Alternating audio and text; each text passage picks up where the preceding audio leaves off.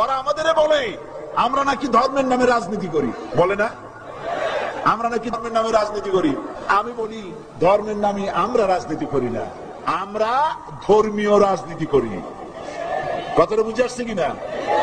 ধর্মের নামে রাজনীতি তো সেই ব্যক্তি করে 1996 সনের নির্বাচনের আগে যিনি মাথায় পট্টি বেঁধেছিলেন, যিনি শপথ গ্রহণের সময় হাতে তসবি পড়েছিলেন, ধর্মের নামে রাজনীতি তিনি করেছেন।